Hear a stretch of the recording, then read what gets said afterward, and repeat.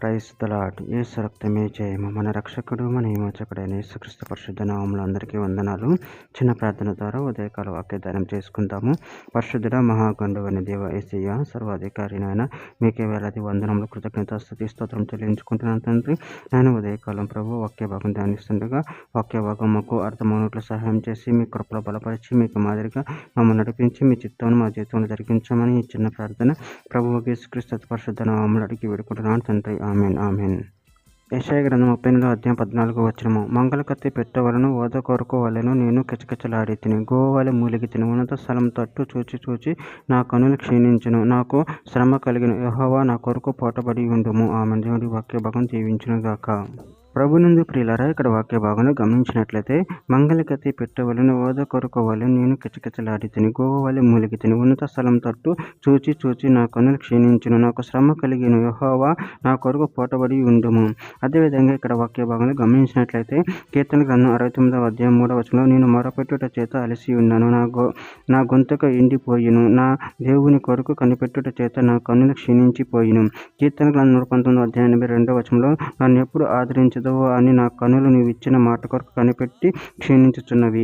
కీర్తన గ్రంథం 119 అధ్యాయం 123వ వచనంలో నీ రక్షణ కొరకు నీతిగల నీ మాట కొరకు కనిపెట్టుచు నా కన్నులు క్షీణించుచున్నవి. విలాప వాక్యంలో 4వ అధ్యాయం 15వ వచనం వ్యర్థ సహాయం కొరకు మేము కనిపెట్టుచుండగా మా కన్నులు క్షీణించుచున్నవి. మేము కనిపెట్టుచు రక్షింపలేని జనము కొరకు ఎదురు చూచుచుంటిమి.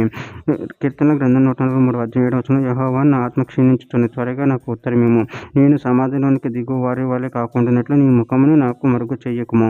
కీర్తన గ్రంథం 38 అధ్యాయం 6వ వచనం నేను శ్రమ చేత మిక్కిలి కృంగి ఉన్నాను, దినమెల్ల దుఃఖాక్రాంతులను సంచరించుతున్నాను. ఇర్మీయా గ్రంథం 20 అధ్యాయం 12వ వచనం సైన్యములకు అధిపతి యెహోవా నీతిమంతులను పరిశోధించువాడవు నీవే, అంతేంద్రియములను హృదయములను చూచువాడవు నీవే. నా రాజ్యము నీకే అప్పగించుచున్నాను, నువ్వు వారికి చేయు ప్రతి దండన నేను చూతును కాక.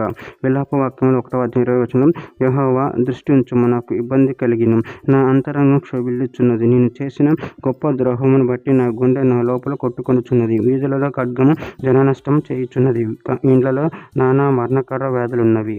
చివరిగా ఒక మాట, మత్తయి సువార్త 5వ అధ్యాయం 4వ వచనం దుఃఖపడు వారు ధన్యులు, వారు ఓదార్చబడుదురు. ఆమె దేవుడి వాక్య భాగం దీవించును గాక. చిన్న ప్రార్థన చేసుకుందాము. పరిశుద్ధుడ మహాగణుడు అనే దేవి యేసయ్య మీరు ఇచ్చిన వాక్యదాన్ని బట్టి ప్రభావం కృతజ్ఞతలు చెల్లించుకుంటున్న తండ్రి. మమ్మల్ని ఓదార్చేవారు మీరే ప్రభావం, మమ్మల్ని రక్షించేవారు మీరే ప్రభావం. దాన్ని బట్టి ప్రభావం కృతజ్ఞతలు చెల్లించుకుంటూ మీ కృపలో బలపరచమని స్థిరపరచమని చిన్న ప్రార్థన చేసిన మమ్మల్ని అడిగి పెట్టుకుంటున్నాను తండ్రి. Amen amen.